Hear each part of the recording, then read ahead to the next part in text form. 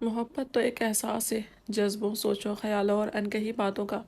मोहब्बत कभी लफ्ज़ों की मोहताज नहीं रही है, वो तो अपना आप बनवाती है।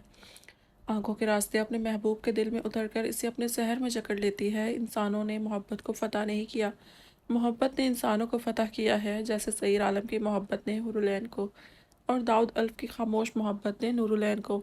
मोहब्बत एक एहसास बनकर दाद के दिल में हमेशा से पलता आ रहा था। जब जब वो नूर को रोते, गुस्सा करते, मुस्कुराते, गालियां देते देखता आया था, इसके दिल में अजीब सी ख्वाहिश निकलती कि वो इससे चिढ़े और वो इसे तंग कर इसकी सोचों में मोहब्बत बनकर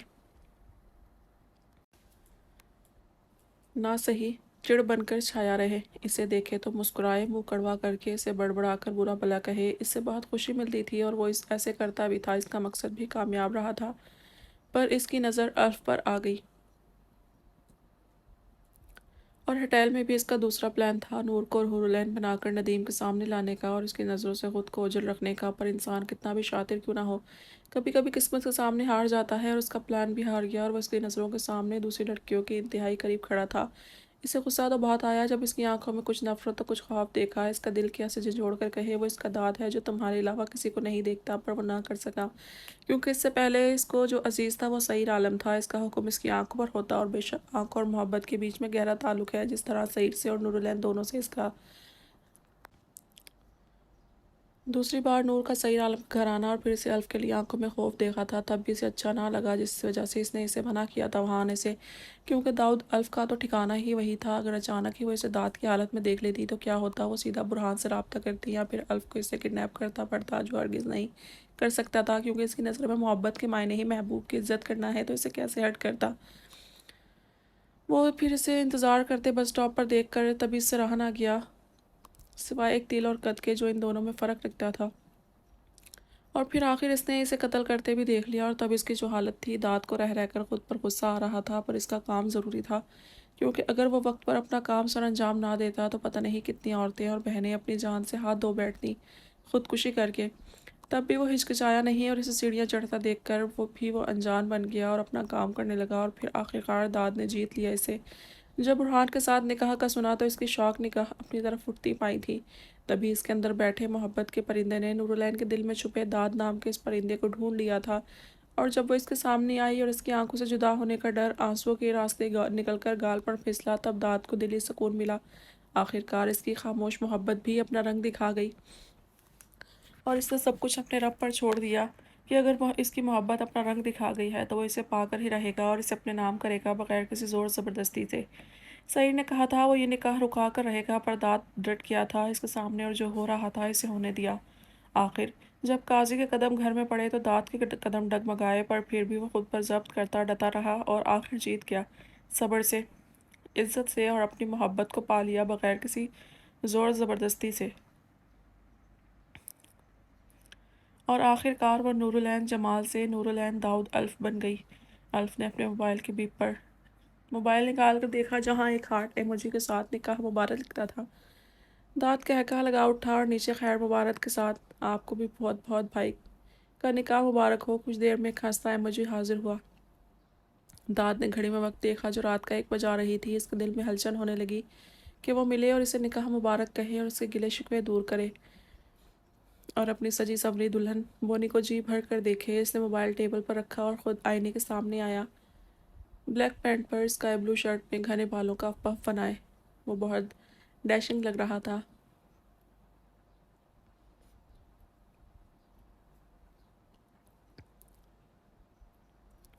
इसकी काली आंखें खुशी से बेइंतहा चमक थी और लबों पर तबस्सुम था। सोचते हैं हम कि कितने मासूम थे, क्या से क्या बन गए देखते देखते तुम्हें। वो आहिस्ता से इसके रूम में दाखिल होते, वापस दरवाज़ा बंद करके लैंप की मध्यम रोशनी में चलता हुआ बेड पर इस परी पैकर के पास आया और आहिस्ता से दोनों पाँव ऊपर रखकर कोहनी के बल लेटकर मिटे मिटे मेकअप के साथ इसके चेहरे पर बिखरी लटों को उंगली की मदद से पीछे करता गुनगुनाया, और गहरी नज़रों से ज़िंदगी में पहली बार इसका जायज़ा लेने लगा, वरना तो हमेशा नज़रों की बगावत से सरसरी ही देखा करता था। डीप रेड लहंगे में बगैर दुपट्टे के वो आंखें मूंदी गहरी नींद में थी। आंसुओं के मिटे मिटे निशान इसके गालों पर थे और मस्कारा रुखसार पर फैला हुआ था। اس فسو خیز لمحات میں بھی داد کے دل نے کہا اسے جگا کر شیشے کے سامنے لے جائے تاکہ وہ چیخ کر اپنے ہوش و حواس میں آئے،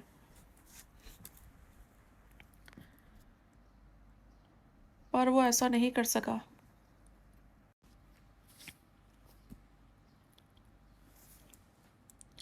داد کی نظریں بھٹک کر اس کی ٹانگوں سے سر کے لہنگے سے نمایاں ہوتی سفید پنڈلیوں پر گئی۔ اس کے اندر جذباتوں کے طوفان نے شور مچا دیا اور اسے پچھتاوا ہونے لگا۔ شاید اسے اس وقت نہیں آنا چاہیے تھا، وہ صبح دیکھ لیتا اسے، پر اس نادان دل کو کون سمجھاتا۔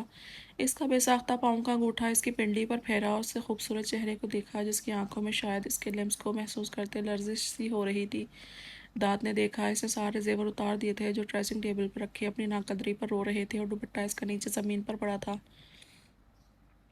نکاح مبارک مسز داؤد الف، اس نے ذرا سا جھک کر نور کے کان میں سرگوشی کی۔ نور جو اپنے بیڈ پر پاس پڑے وجود کو اپنا وہم تسلیم کر رہی تھی اور اپنی پنڈلی پر گدگدی نمائش لمس پر بے سکون ہوئی تھی، آواز پر اپنی آنکھیں پٹ سے کھولی اور کچھ دیر چھت پہ لگے فانوس کو تکنے کے بعد نظروں کا رخ پھیرا تو دو کالی جذبوں سے چور آنکھوں کو اپنا آپ تکتے پا کر وہ سانس لینا بھول گئی۔ داؤد، اس کے لبوں میں جنبش ہوئی۔ یس مسز داؤد۔ داد کی بھاری سرگوشی نما آواز پھر سے اس کے سماعتوں سے ٹکرائی اور دماغ میں ساری آج کی صورتحال کسی فلم کی طرح چلنے لگی۔ دماغ کے پوری طرح بیدار ہوتے وہ زوردار چیخ مارنے ہی والی تھی کہ داد نے بروقت اس کے منہ پر اپنا بھاری ہاتھ رکھا۔ کیا کر رہی ہو یار، ابھی رخصتی نہیں ہوئی جو مجھے تمہارے ساتھ دیکھ کر بخش دیں گے۔ وہ اس پر پوری طرح جھکایا اور نور داد کے اس روپ پہ حیران شوق تھی۔ اب اس طرح دیکھ کر امتحان مت لو، تم اچھی طرح سے جانتی ہو میں کتنا کمزور دل کا مالک ہوں۔ وہ آنکھ دبا کر چچورے پن سے بولا تو اس کی سانس تھم گئی اور وہ خود کو اس کے شکنجے میں سے چھڑوانے لگی۔ دفتر نور کو اپنے پاؤں پر اس کا لمس محسوس ہوا تو اس کا دل دھڑکنا بھول گیا اور وہ جلدی سے اپنی ٹانگیں سمیٹ گئی اور دوسرے ہاتھ سے انہیں دھکیلنے لگی۔ داد اس کی کارروائی خاموشی سے دیکھ رہا تھا جس کے ماتھے پر ننھے ننھے پسینے قطرے نمودار ہو گئے تھے۔ ایک بات بتاؤں، اس کی آنکھوں میں دیکھتے ہوئے شرارت سے بولا تو نور نے اس کے ہاتھ پر اپنے ناخن گاڑ دیے، پر اس کا ہاتھ نہ ہلا منہ سے۔ پوچھنا کیا، اب شوہر ہوں تمہارا بتا دیتا ہوں، تم بہت خوبصورت ہو، چاند جیسی خوبصورت اور چاندنی جیسی پاک معصوم۔ محبت سے اس کی آنکھوں میں دیکھتے وہ بولا تو نور کی مزاحمت تھم سی گئی اور اس کے دل نے ایک ہارٹ بیٹ مس کی۔ وہ بے ساختہ اس کی لو دیتی نظروں سے نگاہیں چرا گئی۔ وہ وہی لمحہ تھا جب داد اس کے ماتھے پر اپنی محبت کی مہر ثبت کرنے کے لیے جھکا کہ نور نے ایک دم سے پیچھے دھکا دے کر پلک جھپکتے بیڈ سے نیچے کھڑی ہوئی۔ داد اس کی حرکت پر اپنی مسکراہٹ صاف چھپا گیا اور حیران ہوتے ڈرنے کی ایکٹنگ کرتے اسے دیکھنے لگا۔ تم گھٹیا کمینے انسان، تمہاری ہمت کیسے ہوئی میرے روم میں آنے کی؟ وہ چیخے اور اپنے بال اپنے آگے پھیلا لیے۔ یار پلیز یہ چیخنے کا کام بات پر چھوڑ کر اپنا منہ دھو لو اور کالے بال پیچھے کر لو، ورنہ قسم سے شادی کے جھوڑے میں بھوتنی لگ رہی ہو۔ اور تم تو جانتی ہو تمہارا سرتاج کتنا نازک دل کا مالک ہے، ایک ڈرپوک بزدل انسان، کہیں اس کا دل نہ پھٹ جائے۔ اس کی چیخ کو گالی کو سیریس نہ لیتے داد نے اس کے حلیے کی جانب اشارہ دلوایا تو ایک پل کو تو نور بھی ٹھٹک کر رک گئی۔ آخر ایک لڑکی تھی، خود پر بھوتنی لفظ کیسے برداشت کر سکتی تھی؟ اس نے ایک خوخوار نظر اب اس کے وجود پر ڈال کر ذرا سا پیچھے ہٹ کر آئینے میں دیکھنے لگی۔ اس لمحے داد نے ہاتھ بڑھا کر لائٹ آن کی اور نور اپنا خوفناک حلیہ مرر میں دیکھ کر چیخ پڑی۔ داد نے گھبرا کر لائٹ آف کی۔ کیا کر رہی ہو پاگل بونی؟ وہ بیڈ سے اتر کر نیچے آیا اس کی طرف اور نور اس کی بات کو نظر انداز کرتے جلدی سے گھبرائی ڈری بال پیچھے سمیٹ کر جوڑے کی شکل میں بناتی ٹشو سے اپنی آنکھیں اور لپسٹک صاف کرنے لگی جس نے اسے بھوتنی بنایا ہوا تھا۔ جب وہ دیکھنے کے لائق ہوئی تو گہرا سانس لے کر رہ گئی۔ اس نے کتنی خوفناک سٹوریز ریڈ کی تھی جن میں چڑیل ایسی ہی دکھائی جاتی تھی۔ آج خود کو دیکھ کر اسے اندازہ ہوا کہ ناول میں موجود لوگ کیسے ڈرتے ہوں گے جن کا پہلے وہ اندازہ نہیں لگا پاتی تھی۔ وہ اپنی سوچوں میں داد کو تو فراموش کر گئی تھی اور اس کی اسی بے خودی کا فائدہ اٹھاتے داد بالکل اس کے پاس آ گیا تھا۔ اب ٹھیک لگ رہی ہو بالکل میری بونی، ہاتھ بڑھا کر اس کے بالوں کو قید سے آزاد کرواتے وہ بولا تو نور جھجک کر کچھ غصے سے پیچھے ہوئی۔ ہاتھ مت لگاؤ مجھے سمجھے تم، ورنہ جوتے مار کر یہاں سے بھگاؤں گی۔ وہ دیوار سے لگی اس پر غرائی، البتہ اس کی نظروں کی تپش سے وہ گھبرا رہی تھی۔ یہ کون سا داد تھا؟ اس کا دوست تو ایسا نہیں تھا، اس میں تو ڈر شرم ہی ختم ہو گئے تھے۔ میں نے ہاتھ کب لگایا تمہیں؟ ایک ہاتھ دیوار پر رکھ کر محبت سے اس کے غصے کے پیچھے گھبرائے روپ کو دیکھتے وہ بولا، تم مجھے ڈرا رہے ہو داد؟ وہ اپنے گرد دیوار پر رکھے اس کے دونوں ہاتھوں کو ہٹانے کی کوشش کرتی غصے سے گویا ہوئی۔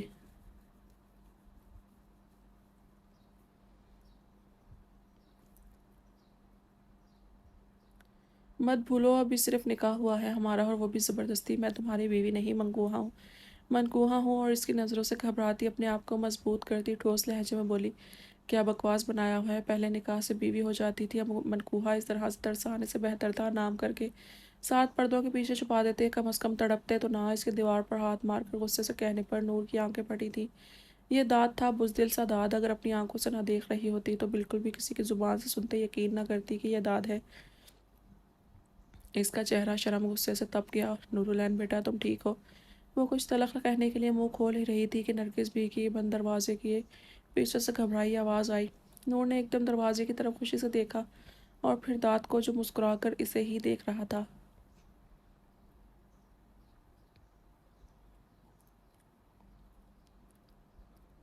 एक ये भोली आवाम ज़रा भी नहीं समझती कि नई शादी है, शायद दुल्हा मुबारकबाद देना आया हो, पर नहीं, इन्हें तो परेशान होकर खुद घबराना और दुल्हन को भी चीख चिल्लाने का मौका देना है।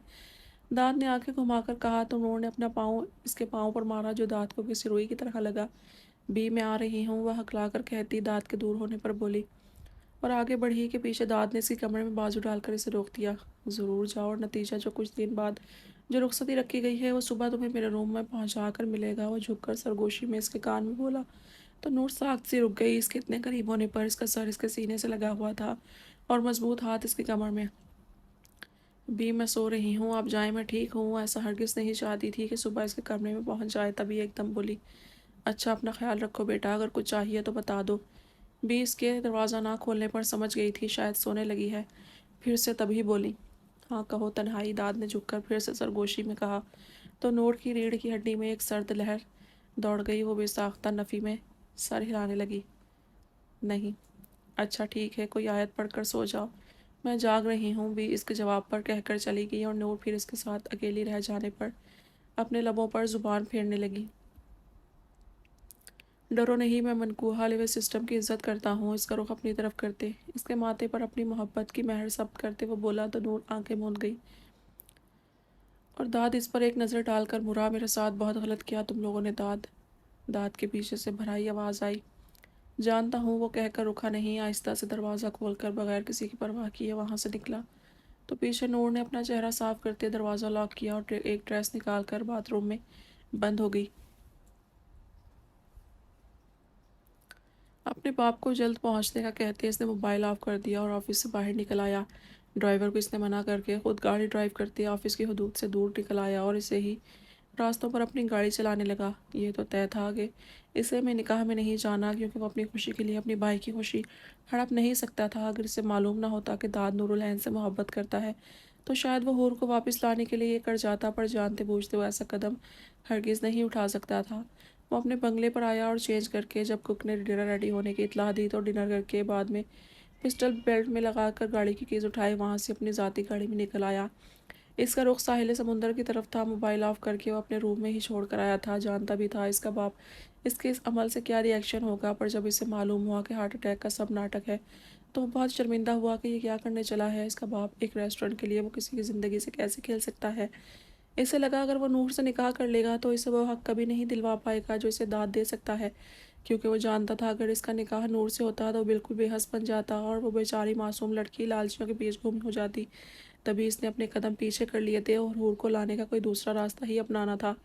गाड़ी साहिल समुद्र के कुछ फासले पर रोक कर वो आकर वहाँ मौजूद सिकल पैच पर बैठा और इस हसीन नज़ारे को देखते ठंडी ठंडी हवाओं में खुद को हल्का फुल्का महसूस करने लगा और वो जो बोझ था सर पर वो भी सरक गया था। कुछ ही देर में इसका मूड हशाश बशाश हो गया और मुस्कुराते वहाँ से उठा। गाड़ी को वहीं रहने देकर वो कदम उठाता पैदल चलने लगा और सोचों में काफ़ी दूर निकल आया।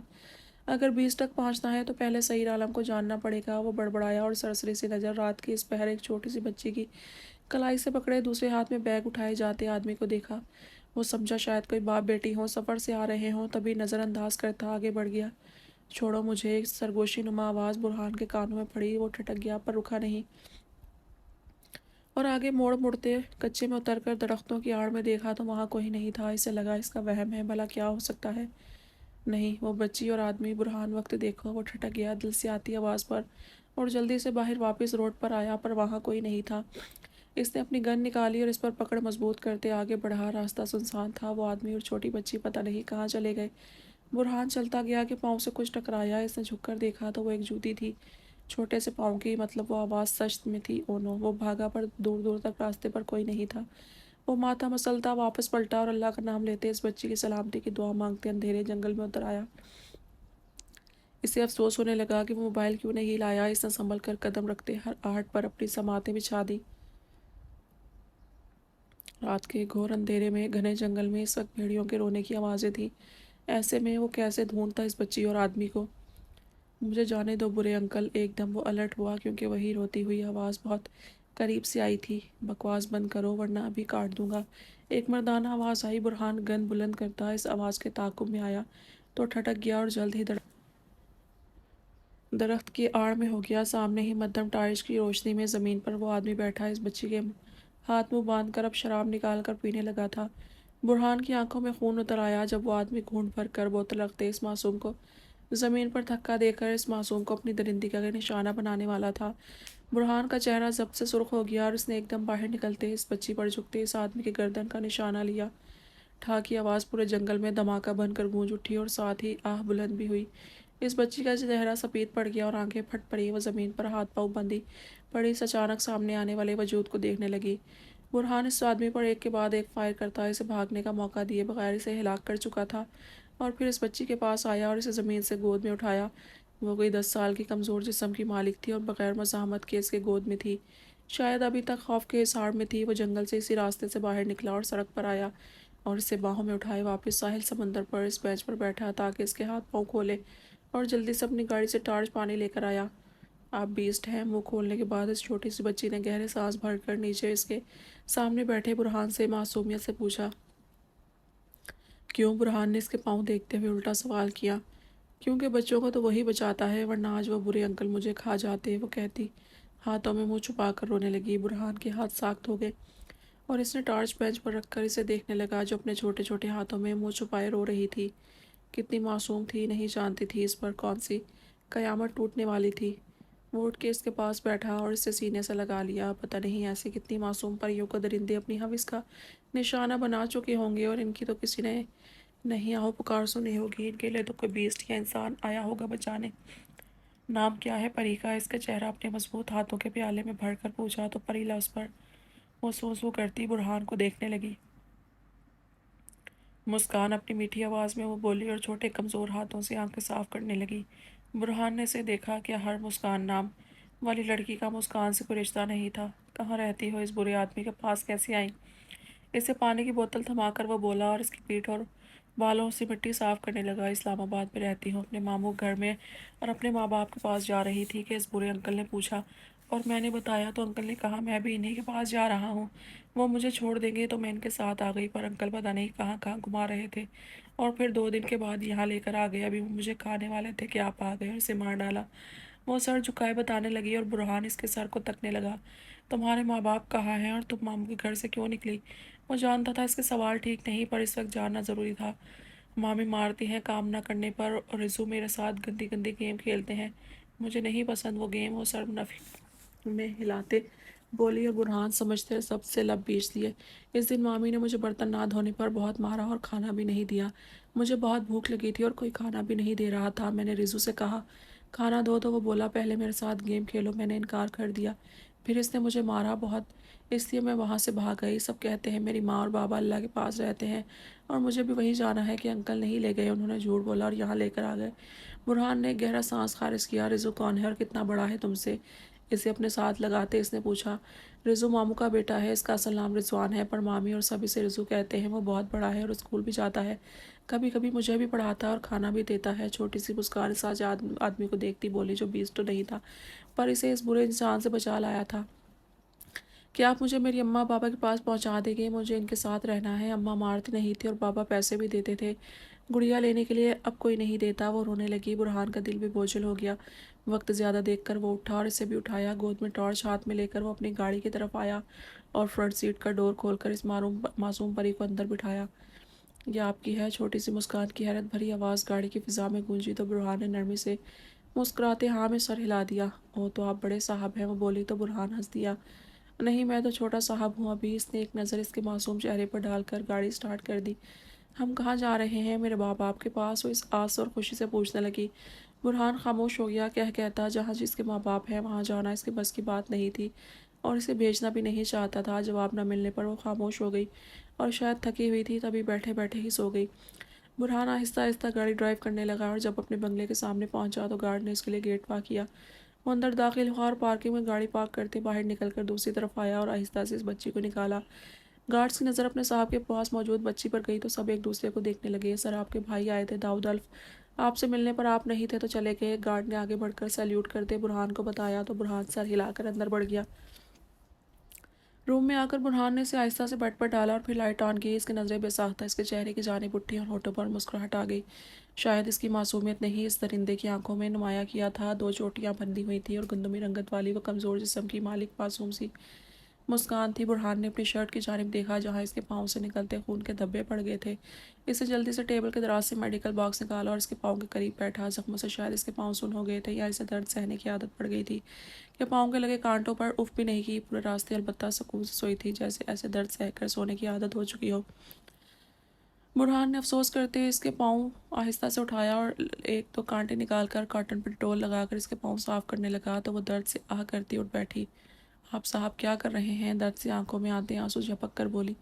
برہان اس کا صاحب کہنے پر مسکرا دیا۔ کچھ نہیں کھانا کھاؤ گی؟ دونوں پاؤں پر ڈریسنگ کرتے اس کے ہاتھ چیک کرتے وہ بولا۔ آپ کھلائیں گے؟ وہ الٹا ڈر کر پوچھنے لگی۔ اور چوٹیں نہیں لگیں، بس پاؤں میں جوتی اتر جانے سے کانٹے لگے تھے۔ میں نے کہا تھا انکل سے میری جوتی گر گئی پر انہوں نے اٹھانی نہیں دی۔ اب میں کیا پہنوں گی؟ وہ ناک سے کوڑ کر بولی۔ ضرور، اگر تم کھانا چاہو۔ یہ غریب کا کھانا تو کھلاؤں گا، وہ میڈیکل باکس دراز میں رکھتے بولا تو اس کی آنکھیں پھیل گئیں۔ آپ اور غریب؟ وہ اس کے روم کو دیکھتی ہنسی۔ ایسے تو گھر ہم مامی کی ٹی وی میں دیکھتے تھے، اور آپ کی گاڑی کتنی بڑی ہے، اور یہ چارپائی بھی دیکھو کتنی بڑی اور نرم ہے، میں نے پہلے کبھی نہیں بیٹھی اس پر، اور دیکھو کتنا خوبصورت گھر ہے، میں تو وہاں زمین پر سوتی تھی۔ کہتی کہتی وہ پھر مایوس ہو گئی۔ اچھا رو مت، میں کھانے کے لیے کچھ لاتا ہوں۔ وہ اس کے سر پر ہاتھ پھیرتے وہاں سے موبائل اٹھا کر باہر نکل گیا اور مسکان اس کی چوڑی پشت کو دیکھ کر روم کو ستائش بھری نظروں سے دیکھنے لگی۔ کچھ چیزیں تو اسے سمجھ نہیں آئی پر کچھ کو دیکھ کر وہ آنکھیں پھیلا گئی، جیسے الماری، دوسرا فرنیچر۔ برہان نے کچن میں آ کر موبائل آن کیا اور مسکراتے داد کے نمبر پر نکاح مبارک کا میسج بھیجا۔ پھر موبائل شیلف پر رکھ کر فروٹ نکال کر اس کے لیے فروٹ چاٹ بنانے لگا کہ داد کا رپلائی آ گیا۔ وہ مسکرا دیا جب خیر مبارک دیکھا، مطلب وہ کامیاب گیا تھا۔ پھر ایک دو میسج کے ساتھ اپنے باپ کے نمبر پر سوری کا میسج سینڈ کرتے موبائل جیب میں ڈالتے ٹرے اٹھائے اپنے روم میں آیا۔ یہ کیا ہے؟ اتنے فروٹ کتنے کے ہیں؟ چھوٹی سی مسکان فروٹ چاٹ میں کریم اور فروٹ دیکھ کر حیرت سے مختلف فروٹس کو دیکھ کر بولی، جو اس کے ہینڈ واش کروا رہا تھا۔ یہ 10 روپے کے ہیں۔ منہ میں ڈالتے ڈالتے مسکان کا ہاتھ رکا۔ 10 روپے میں سب؟ وہ حیرت زدہ ہوئی۔ ہاں سب۔ نائٹ ڈریس نکالتے وہ ہنسا۔ ارے یہاں اتنے سستے ہیں، پھر میں نے 20 روپے جمع کیے ہیں، مجھے لا کر دیں گے تاکہ اماں کے پاس خالی ہاتھ نہ جاؤں، وہ کہتی جلدی سے اپنے دامن میں لگی بندی گرا کھولنے لگی، جس سے سکے بیڈ پر گرے۔ برہان الماری سے ٹیک لگائے اس کی کارروائی کو دیکھنے لگا۔ آپ کو پتہ ہے میں نے رزو اور دوسرے بچوں کے ہوم ورک کر کے کمائے ہیں 2 روپے میں، میں نے سوچا تھا اماں کو دوں گی، پر اب آپ ہی اب مجھے ان سے فروٹ لا دیجیے گا تاکہ اماں کو دوں، وہ خوش ہو جائیں گی، اللہ کو بھی دوں گی، بابا نے تو میرے لیے گڑیا بھی لے کر رکھی ہوگی، میں نے انہیں کہا تھا۔ وہ خوشی سے اپنی رو میں بولتی جا رہی تھی، ابھی رکھو صبح لے کر دوں گا، وہ مسکرا کر کہتا۔ باتھ روم میں بند ہو گیا۔ اگر وہ مضبوط اعصاب کا مالک نہ ہوتا تو شاید اس کا دل پھٹ جاتا۔ وہ فریش ہو کر آیا تو پلیٹ کو انگلی گھما کر پھر اپنے اسے منہ میں ڈال کر چاٹ رہی تھی۔ برہان کو ہنسی آ گئی جسے وہ خوبصورتی سے چھپاتا۔ ٹرے اس کے سامنے سے اٹھانے لگا تو وہ مسکرا دی۔ آپ کے کھانے تو بہت اچھے ہیں اور بہت آسان بھی، صرف فروٹ ڈال کر اس میں آٹا ڈالنا ہے نا؟ اس کی پشت کو دیکھتے وہ بولی تو اس بار برہان کہکا لگا اٹھا۔ ہاں آٹا زیادہ ہو گیا، تھوڑا ڈال دیا۔ کیسا لگا تمہیں؟ وہ مشکل مسکراہٹ روک کر وہ مڑا اور شرارت سے پوچھا۔ اس کے کہے پر وہ جھونپ گئی۔ وہ صاحب مجھے زیادہ معلوم نہیں، کچھ کھانا بنایا نہیں۔ وہ اپنی صفائی دینے لگی تو برہان سر ہلا کر ٹرے ٹیبل پر رکھ کر خود صوفے پر آ کر لیٹ گیا۔ عمر دیکھو اور کھانا بنانے کا سوچ رہی تھی۔ آپ یہاں کیوں سو رہے ہیں صاحب؟ یہ آپ کی چارپائی ہے، آپ یہاں آ جائیں، میں نیچے سو جاؤں گی۔ وہ پاؤں نیچے رکھنے والی تھی کہ برہان نے جلدی سے کہا،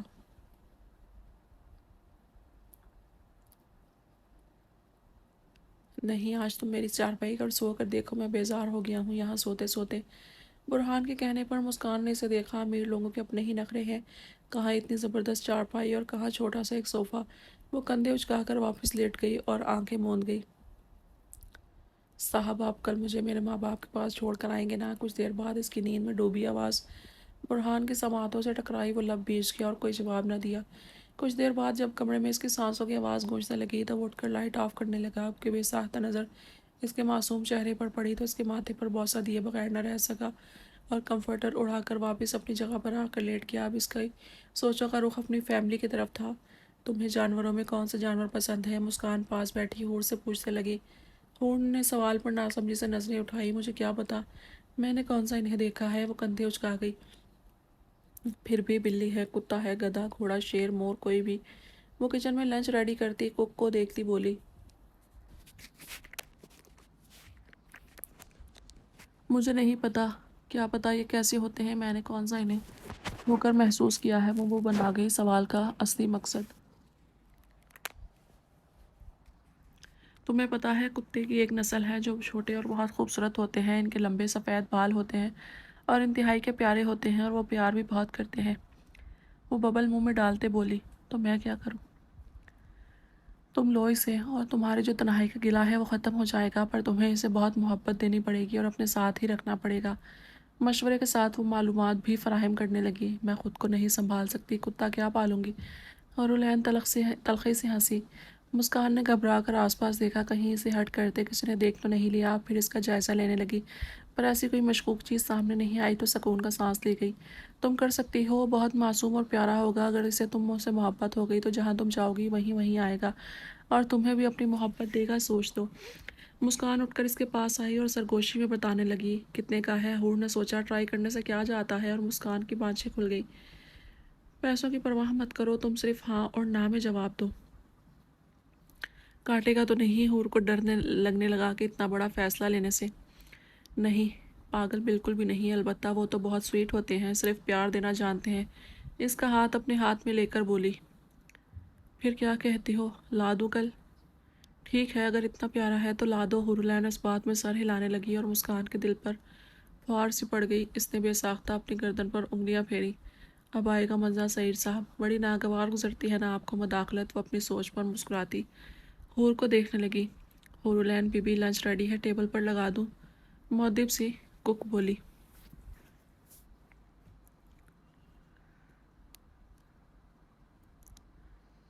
ہاں لگا دو، ہم آتے ہیں۔ وہ صوفے پر ہاتھ رکھ کر اٹھی، ساتھ مسکان بھی تھی۔ وہ چلتی ڈائننگ ٹیبل پر آئی اور ایک چیئر گھسیٹ کر بیٹھی۔ مسکان اس کے پیچھے ہی تھی۔ اس کے بیٹھنے کے بعد خود بھی بیٹھ گئی۔ کک حورلین کے سامنے اپنا بنایا گیا لنچ پیش کرنے لگی۔ بس مسکان نے دیکھتے پھر اسے روکا اور حور کو چمچ پکڑایا۔ وہ مسکراتی کھانے لگی اور مسکان بھی اپنی پلیٹ میں کھانا نکال کر کھانے لگی۔ اب میں جاتی ہوں حورلین بی بی، ٹیبل صاف کرنے اور برتن دھو کے کچن کی صفائی تک کا کام مسکان پر تھا۔ اس کی اجازت لینے پر حور نے سوچا کہ اللہ حافظ کو تو پوچھا نہیں سعید سے۔ ٹھیک ہے، وہ اتنی کم انگلش پر مایوس ہو گئی۔ کیا ہوا، تمہارا منہ کیوں اتر گیا؟ مسکان نے اس کے تاثرات دیکھتے پوچھا تو حورلین نفی میں سر ہلا گئی۔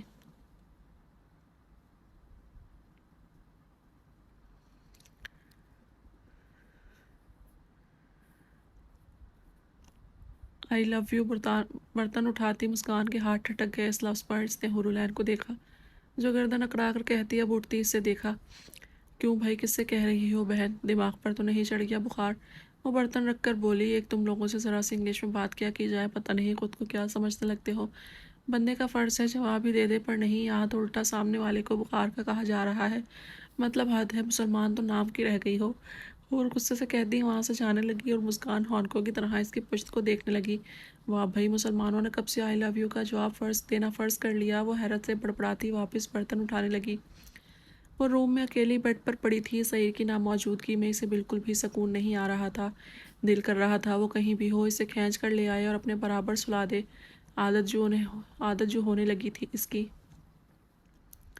ڈنر وہ صبح والی کک ہی تیار کر کے دے گئی تھی جو حور نے بمشکل چند لقمے لیے تھے اور اپنے روم میں بند ہو گئی تھی۔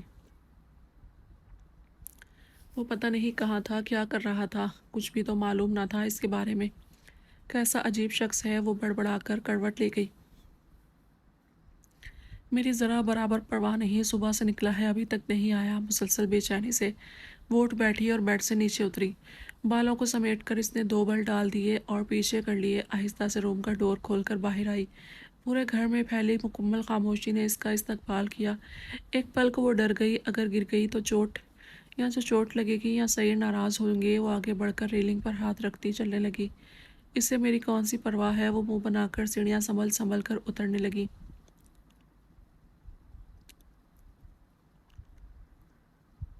اور جب نیچے قدم رکھا تو گرتے گرتے بچی۔ اس کا دل دھک دھک کرنے لگا۔ یا اللہ، آپ کا لاکھ لاکھ شکر۔ وہ گہرا سانس بھر کر بائیں جانب مڑی اور پھر سیدھا چلتی گئی، کیونکہ اس کے قدم گنے ہوئے تھے۔ سلائڈ گلاس ڈور سے وہ بیک سائڈ پر آئی۔ تازی ہوا کا جھونکا جب اس کے جسم اور چہرے پر ٹکرایا تو وہ گہرا سانس بھر کر مسکرا دی۔ میں کچھ بھی کر سکتی ہوں، وہ سرگوشی میں خود سے مخاطب ہوئی اور ہنس پڑی۔ وہ کچھ قدم مزید آگے بڑھی اور پھر نیچے بیٹھ گئی۔ ٹھنڈے ٹھنڈے فرش کو ہاتھوں پر محسوس کرتے وہ مسکرائی اور لیٹ گئی۔ اس سے معلوم نہیں تھا وہ کہاں ہے اور کیوں آئی ہے، صرف یہ جانتی تھی بغیر سعید کے وہ روم اسے بے چین اور گھٹن میں مبتلا کر رہا تھا۔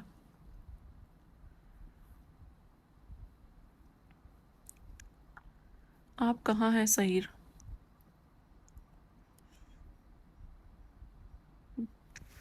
گھوسرو شاگرد تو سنے تھے، پر گھوسرو استاد پہلی باری دیکھا ہے۔ وہ ناک چڑھا کر کہتی آنکھیں موند گئی اور اسے معلوم نہ ہوا کہ اسے جانا بھی ہے واپس روم میں۔ وہیں سو گئی گہری نیند میں۔ صبح کی کئی سفید کرنیں دور افق پر پھیلی۔ تب اس کی گاڑی پورچ میں رکی تھی۔ وہ اتر کر چلتا اندر آیا تو عارف نے گیٹ لاک کرتے اس کے پیچھے آیا۔ آج دیر ہو گئی۔ عارف نے سگریٹ بوٹ سے مسلتے سعید کی چوڑی پشت کو دیکھتے پوچھا۔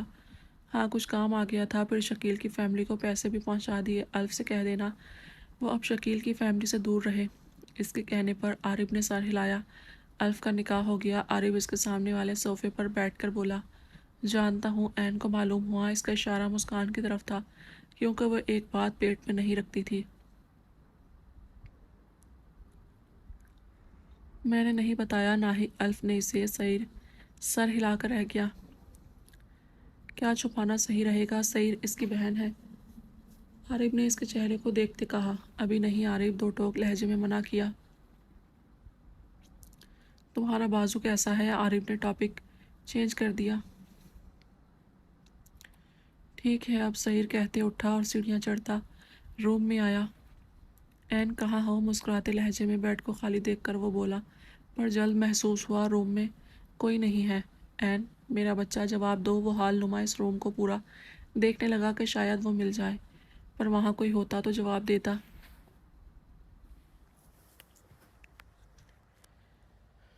عارف باہر نکل کر وہ دھاڑا جو پورے گھر میں دھماکے کی طرح گونج اٹھی۔ کافی بناتا عارف جلدی سے باہر نکلا۔ کیا ہوا سعید؟ ہورولینڈ ٹھیک ہے؟ وہ اس کی قہر برساتی نظروں میں دیکھتا فکر مندی سے پوچھنے لگا، جب تک مسکان بھی باہر آ گئی۔ عین کہاں ہے؟ وہ مارنے کے انداز میں نیچے آیا۔ عارف نے بے ساختہ قدم پیچھے لیے۔ وہ اپنے روم میں تھی سعید۔ مسکان جلدی سے بولی، سعید کو اپنے بھائی کی طرف بڑھتے دیکھ کر۔ اس کی آواز پر سعید نے غصے سے اپنی بھوری آنکھیں گھمائیں۔ مسکان کے جسم میں سنسنی سے دوڑ گئی۔ میں پوچھ رہا ہوں عین کہاں ہے؟ تم دونوں کے حوالے چھوڑ کر گیا تھا تو کہاں ہے میری عین؟ عارف کے گلے سے پکڑ کر وہ گرایا۔ مسکان کے اوسان ختم ہو گئے۔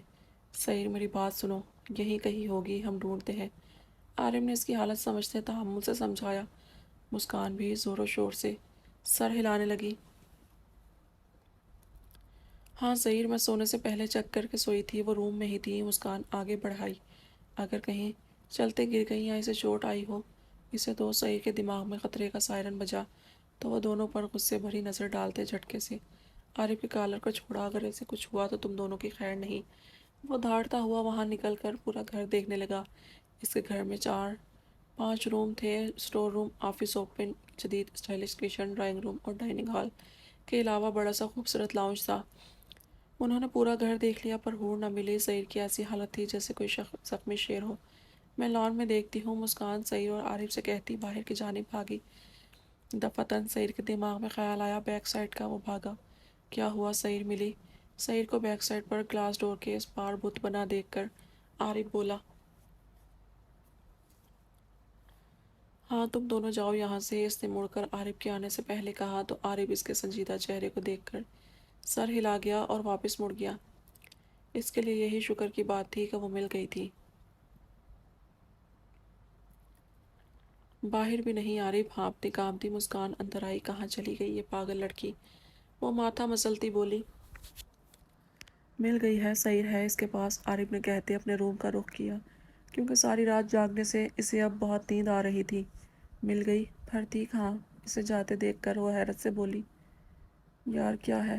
عارف بیزاریت سے مڑا، بیک سائڈ پر ہے، اور ہاں اگر کافی پینی ہے تو میں نے کچن میں بنا کر رکھی ہے، میرا تو اب موڈ نہیں، تم چاہو تو میرا صدقہ سمجھ کر پی سکتی ہو، وہ کہہ کر چلا گیا، اور مسکان جو حورالعین کی حرکت پر طیش میں تھی عارف کے صدقہ کہنے پر منہ ہی منہ میں بڑبڑانے لگی اور پاؤں پٹک کر کچن میں آ گئی۔ اس لڑکی نے طے کر لیا ہے ہماری تو جانیں نکال کر ہی رہے گی، پتہ نہیں کیا الٹا سیدھا سوچتی رہتی ہے۔ وہ آج کی حورالعین کی حرکت پر سوچتی کپ میں کافی انڈیل کر اپنے روم میں جانے لگی۔ وہ دونوں نیچے بنے روم میں رہتے تھے اور سعید اوپر۔ سعید جب پریشان سا بیک سائڈ پر گارڈن میں نظریں گھمائی تو سامنے ہی بالکل پول کے قریب وہ سو رہی تھی کہ ذرا سی ہلنے کی کوشش کرتی تو پول میں گر جاتی، اور پھر کیا ہوتا وہ سوچ کر ہی سعید کی شریانیں پھٹنے کے قریب تھی۔ اس کا ایک بازو پول کے نیلے پانی میں لٹک رہا تھا اور دوسرا پیٹ پر رکھا تھا۔ وہ اتنے ٹھنڈے فرش پر بغیر کسی سویٹر یا شال کے سو رہی تھی، اسے غصہ آنے لگا۔ سعید چلتا اس کے قریب آیا اور گھٹنوں کے بل بیٹھ کر پول سے اس کے کالے بال نکالے۔ سرد ہوا لگنے سے شاید اسے سردی لگ رہی تھی، جس وجہ سے وہ خود میں سمٹ گئی۔ سعید نے نظریں اس کے کمر سے چرا کر چہرے کو دیکھا جہاں معصومیت کا جہان آباد تھا۔ اسے سمجھ نہ آیا وہ کیوں یہاں سو رہی ہے اور کب سے۔ وہ مسکراتا اپنے پاؤں کو بوٹ کی قید سے آزاد کروانے لگا اور دور رکھے، پھر کوٹ اٹھا کر شرٹ کے بٹن کھولتے ٹائی کے ساتھ بیلٹ موبائل کچھ دور ٹیبل پر رکھ دیے۔ اب وہ تھا اور اس کی این جو میٹھی نیند کے مزے لے رہی تھی، سب کو پریشان کر کے۔ اس کا مضبوط چوڑا جسم کسی باڈی بلڈر کی طرح لگ رہا تھا، اور 6 فٹ سے نکلتا قد ایک پرسار سحر انگیز شخصیت کا مالک تھا۔ وہ آہستہ سے مسکراتا پول میں اترا اور تیرتا حورالعین کے بالکل پاس آ کر رکا، اور کنارے پر اپنے مضبوط بازو ٹکا کر ایک ہاتھ اپنے چہرے پر پھیرتے بالوں کو پیچھے کر گیا۔ عین اس نے سرگوشی میں پکارا اور کچھ ٹھنڈے پانی کی چھینٹیں ماری۔ حورالعین پانی کی چھینٹوں پر کسمسا کر دوسری طرف کروٹ بدل گئی۔ اب سعید کی طرف اس کی پیٹھ تھی۔ وہ بیبی پنک کلر کے اپنے اسکن جیسے سلک نائٹ کے سوٹ میں ملبوس تھی اور کالے بال فرش پر پھیلے ہوئے تھے۔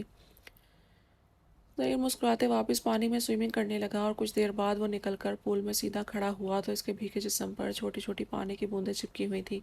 وہ دونوں ہاتھوں سے اپنے بالوں کو پیچھے کرتا حور کی طرف آیا جو ابھی بھی سو رہی تھی۔ سعید نے اپنا ہاتھ اس کی کمر میں ڈالا اور اسے اپنی طرف کھینچا۔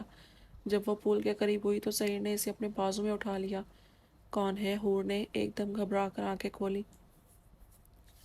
نیند تو جیسے بھاگ گئی تھی۔ وہ وحشت زدہ سی بولی، تمہارا شوہر۔ سعید پانی کے کنارے سے پیچھے ہوتے بولا تو اس کی آنکھوں میں سکون اتر آیا۔ آپ بھیگے ہوئے ہیں کیوں ہیں سعید؟ اس کے سینے پر اپنا ہاتھ رکھتے وہاں بھیگا پن محسوس کرتے وہ ناسمجھی سے بولی، نہا کر آئے ہیں۔ وہ سعید کے بلند بازو میں تھی تبھی سمجھ نہیں پا رہی تھی کہ وہ کہاں ہے۔ نہیں، سعید نے مسکراتے اس کے گلابی چہرے کو دیکھتے کہا، اور اسے تھوڑا سا نیچے کیا کہ اس کی پشت اور آگے پانی گھوم گیا۔ وہ بل کھا کر اوپر ہوئی۔ سعید، روم میں سیلاب آ گیا ہے سعید۔ اس کا دل دھک دھک کرنے لگا اور وہ چیخ کر بولی۔ سعید نے بامشکل اپنا کہکہ دبایا اور پھر اسے تھوڑا سا نیچے کیا۔ وہ ٹھنڈے ٹھنڈے پانی کو صبح سویرے اپنے جسم پر محسوس کرتی بے تحاشا چیخنے لگی، سیلاب سیلاب سعید بچاؤ! وہ ہاتھ پیر مارتی مسلسل چلانے لگی۔ اب کی بار سعید اپنا کہکہ دبا نہ سکا اور اسے سیدھا کھڑا کرتے اپنے مقابل کیا۔ یہ سیلاب رات کو ہی آ چکا ہوتا سعید کی جان، وہ مسکراتا بولا، اور اسے دیکھنے لگا جو حیران شوق سے ایک بازو اس کے گرد ڈالے دوسرے ہاتھ سے پانی کو چیک کر رہی تھی۔ ہم کہاں ہیں سعید؟ اسے لگا اس کا کوئی خواب ہے، پر اس کے پاؤں کے نیچے پانی میں تھے اور وہ سعید کے سہارے پانی میں کھڑی تھی جو اس کی کمر سے اوپر آ چکا تھا۔ ہم سوئمنگ پول میں ہیں ڈارلنگ۔ وہ اس کی کمر کو دونوں ہاتھوں سے پکڑ کر کھڑا تھا، اور حور نے سنتے ہی خوف سے دوسرا ہاتھ بھی اس کے گرد کیا اور اسے مضبوطی سے جکڑ لیا۔ ہم یہاں کیا کر رہے ہیں؟ وہ کچھ ڈوبنے کے خوف تو کچھ اتنی ٹھنڈ میں پانی میں ہونے کی وجہ سے غصے سے بولی۔ اور ٹائم کیا ہوا ہے؟ غصے ضبط کرتے اس کا چہرہ سرخ پڑ گیا جو سعید کو انتہائی پیارا لگ رہا تھا۔ میرا بچہ ہم پول میں ہیں اور میری گھڑی شرٹ موبائل سب کچھ باہر ہے، اندر صرف ہم دونوں کو ہی آنے کی اجازت ملی ہے، تو پھر وقت کیسے بتاؤں؟ اور یہاں میں نہیں، تم مجھے لائی ہو اپنے قریب کرنے کے لیے۔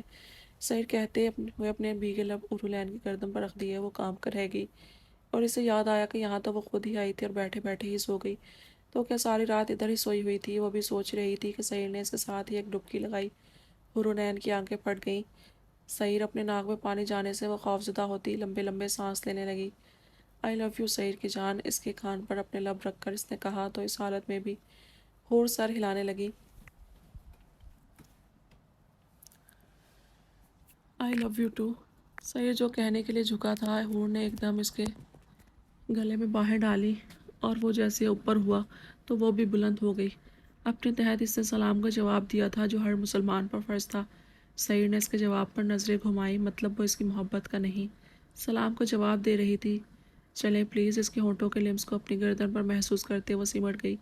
ٹھنڈی ٹھنڈی ہوا کی لہر دونوں کے جسم سے ٹکراتی ہور کو کپ کپانے پر مجبور کر رہی تھی۔ اس کے بھیگے بال، لمبے بال اس کی گردن اور پشت پر چپک گئے تھے۔ تم یہاں پر کیوں آئی این؟ اس کی گرم سانسیں ہور اپنے چہرے پر محسوس کرتے آواز پر لب دبا گئی۔ مجھے روم میں نیند نہیں آ رہی تھی۔ وہ اس سے یہ نہیں کہہ سکی کہ آپ کو کون سی میری پرواہ ہے جو پوچھ رہے ہیں، یہ بھی نہ کہہ سکی کہ آپ کی غیر موجودگی میں روم میں اس کی سانس سے گھٹنے پر تیار تھا، اسے مار دینا چاہتا تھا۔ اکیلی دیکھ کر ڈر لگ رہا تھا۔ اس کا چہرہ 2 انگلیوں سے اوپر کرتے محبت سے پوچھا۔ ہور کہنا چاہتی تھی، آپ کی پناہوں میں آ کر ڈر تو کہیں دور بھاگ گیا ہے۔ ایک سکون ہے جو اپنی ماں باپ کی موجودگی میں ملتا تھا، ایک احساس ہے جو اس کا دل دھڑکانے پر مجبور کرتا ہے، پر اس میں اتنی ہمت نہیں تھی یہ سب کہنے یا اس سے بھی بہت کچھ کہنے کی۔ تبھی بے ساختہ سر اس بات میں ہلانے لگی، پھر تمہیں روم سے باہر نہیں آنا چاہیے تھا ڈارلنگ۔ اسے بازو میں اٹھا کر سوئمنگ پول سے باہر آیا اور اسے زمین پر کھڑا کیا۔ ہور نے کوئی جواب نہیں دیا، البتہ اپنے بھیگے لباس کی وجہ سے اس سے الگ نہیں ہو رہی تھی۔ سعید اس کے حیا سے گلنار چہرے کو دیکھتے مسکرایا اور اسے ساتھ لے کر ٹیبل کے قریب پہنچ کر اپنا کوٹ اور شرٹ اٹھا کر شرٹ خود پہنی اور کوٹ اسے پہنا دیا۔ ایک پل کو اس کی نظروں نے بغاوت کی، پر اس نے سختی سے اپنی نظروں پر پہرا بٹھا دیے اور اسے باہوں میں اٹھا لیا۔ تمہیں چوٹ آ سکتی تھی، سیڑھیاں چڑھتے وہ بولا، پر ہور خاموشی رہی۔ ہاں یہ تو سچ تھا کہ اسے چوٹ بھی آ سکتی تھی، پر کیا کرتی جب دل اس کے بغیر روم میں رہنا نہیں چاہتا تھا۔ روم میں آ کر اس نے اسے نیچے اتارا تو ہور دونوں ہاتھوں سے کوٹ کو پکڑ گئی جو کافی کھلا اور لمبا تھا کہ گھٹنوں تک آ رہا تھا۔ سعید نے آگے بڑھ کر وارڈروب سے اس کا ڈریس نکالا اور اس کے ہاتھ میں تھمایا۔ تم چینج کرو، میں موبائل اور بوٹ لے کر آتا ہوں۔ اس کا گال تھپتھپا کر کہتے وہ واپس باہر جانے لگا۔ اس کی غیر موجودگی محسوس کرتے ہور نے گہرا سانس بھر کر کوٹ اتارا اور نیچے رکھا۔ اپنے بال سمیٹ کر وہ آگے رکھتی پیچھے پہنے ہوئی شرٹ کی زپ کو بند کرنے لگی جو کافی مشکل تھی کہ دفعتاً پیچھے سے انگلیوں کے لمس محسوس کرتی اس کی آنکھیں پھٹ گئیں اور منہ پر ہاتھ جمائے۔ سعید آپ، اس سے بولا نہ گیا اور چہرہ تپ کر سرخ انگارا ہو گیا۔ وہ گھبرا کر دور ہوئی اس سے کہ پاؤں میں اپنے نیچے پڑے کپڑوں سے الجھ کر گرنے ہی والی تھی کہ ایک دم سعید نے آگے بڑھ کر اسے تھاما۔ وہ آہ کرتی لمبے لمبے سانس دینے لگی جو اس صورتحال سے پھول گیا تھا۔ سعید نے اپنی انگلی اس کے کانپتے لبوں پر رکھ دی۔ ہور سر ہلا کر خود اپنی آنکھیں میچ گئی تو سعید نے اسے اپنے پاؤں پر کھڑا کیا۔ وہ آہستہ سے دور ہوئی اور چلتی گئی کہ پھر سے ٹھوکر کھا کر گرنے والی ہوئی کہ ایک بار پھر اس نے کمر سے پکڑ کر اسے تھاما تھا۔ وہ بد حواس سی تھی، سمجھ نہیں آ رہا تھا کیا کرے، کیا ہو رہا ہے۔ کچھ نہ سمجھ آتے اس نے سعید کے سینے میں منہ چھپا لیا۔ ناشتے میں کیا لوگی؟ اس کے بھیگے بالوں پر ہاتھ پھیرتے اسے اپنے ساتھ لگائے کھڑے وہ اسے ہی پوچھنے لگا۔ کچھ بھی۔ اس کی شرٹ کی بٹن پر انگلی رکھتے وہ ہکلائی۔ آپ رات کو کہاں تھے؟ وہ خود ہی خاموشی سے خفا ہوئی۔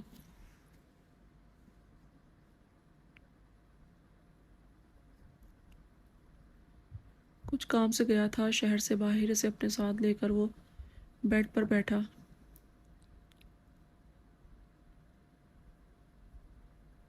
تم بتاؤ کیا کیا سارا دن؟ موبائل ٹیبل پر رکھتے مسکرا کر بولا تو وہ منہ بنا گئی۔ کیا کر سکتی ہوں، بور ہوتی رہتی ہوں۔ اس کا منہ پھیل گیا۔ سعید کی نظر اس کے ناخن پر گئی جہاں بلیک نیل پینٹ لگائی تھی۔ یہ کیوں لگائی ہے؟ غصے سے اس کے دونوں ہاتھ کی انگلیاں اوپر کی۔ یہ اچھے لگ رہے ہیں میرے ہاتھ۔ وہ خوش ہوتی بغیر اس کی غصے بھری آواز پر دھیان دیے اپنی رو میں بولی۔ سعید نے لب بھینچ کر اپنے ناخن سے اسے کھرچنے لگا جو بہت مشکل تھی اترنا۔ یہ اترے گا نہیں۔ کلر وہ پانی لے کر آیا اور اسے انگلیاں ڈبو کر اسے اتارنے لگا، جو ناممکن تھا۔ حور خاموشی سے بیٹھی تھی۔ کیسے اترے گا؟ اب وہ سرد آواز میں بولا۔ اسے نفرت تھی بناوٹ سے۔ اسے اپنی عین ویسی ہی اچھی لگتی تھی جیسی تھی، نہ کہ یہ رنگ شنگ لگا کر۔ معصوم کے بجائے سفید گلابی ہاتھ پیر بلینک پینٹ باہر کی لڑکیوں سے مشابہت کھا رہے تھے۔ مجھے نہیں معلوم، نور اور مسکان کو پتہ ہوگا، شاید نیل پالش ریموور سے۔ وہ ایک نیل دانتوں کے بیچ رکھتے اس نے بتایا تو اس کی حرکت پر سعید نے گھورا۔ کیا کر رہی ہو؟ اس کا ہاتھ ایک دم پکڑا اور اپنے ہاتھ میں لے لیا۔ منہ میں مت ڈالنا، میں ریموور لے کر آتا ہوں، وہ کہتا اٹھا اور جلدی سے کپڑے چینج کرتے باہر نکلا۔ سیڑھیاں اترتا وہ چل کر مسکان کے روم کے سامنے آتے ناک کرنے لگا۔ لڑکی، باہر نکلو۔ مسکان جو بیڈ پر بیٹھی لیپ ٹاپ چلا رہی تھی، جو اسے عارف نے چلانا سکھایا تھا، ناک ہونے پر اسے سائڈ رکھتی اٹھی۔ ریموور دو، غصے سے گھورتے سعید نے کہا۔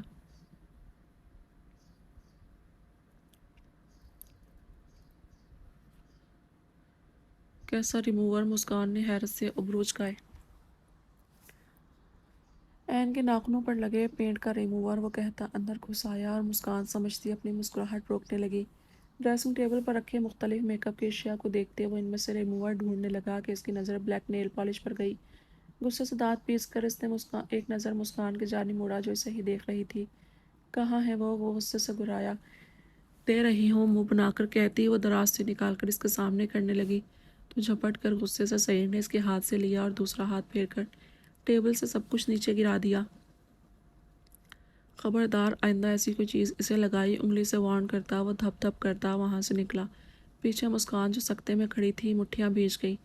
مینٹل انسان، ایکس رے کرتے دیکھتا ہے بیوی کو، وہ پیچھے سے نیچی آواز میں چیخی، اپنے ٹوٹے پھوٹے میک اپ کے سامان کو اٹھانے لگی۔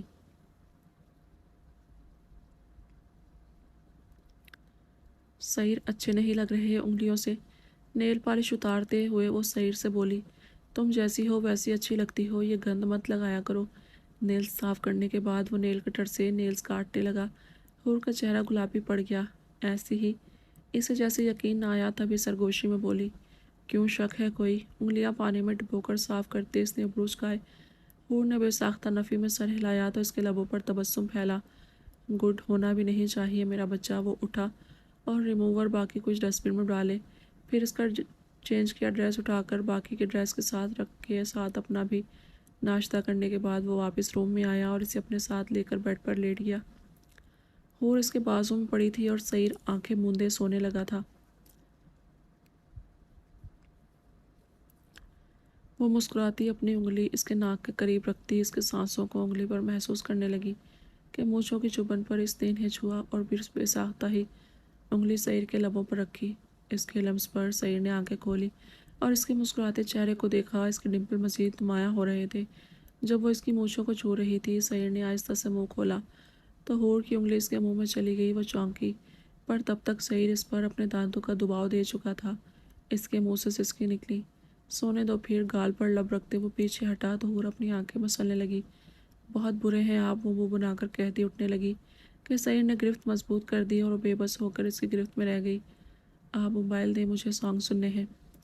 اس کے مانگنے پر سعید نے سائڈ ٹیبل پر رکھی اپنی موبائل اٹھائی اور ساتھ ہینڈ فری بھی، اور موبائل سے کنیکٹ کرتے اس کے کان میں لگایا اور خود واپس لیٹ گیا۔ حور مسکراتی اس کے سینے پر سر رکھ کر لیٹ گئی۔ ایک ہاتھ میں موبائل تھا، دوسرا سعید کے بالوں میں۔ وہ اس کے بالوں سے کھیلتی گانے سننے لگی تو سعید مسکرا کر اپنی پیاری اور چھوٹی سی دنیا کو دیکھتا آنکھیں موند گیا۔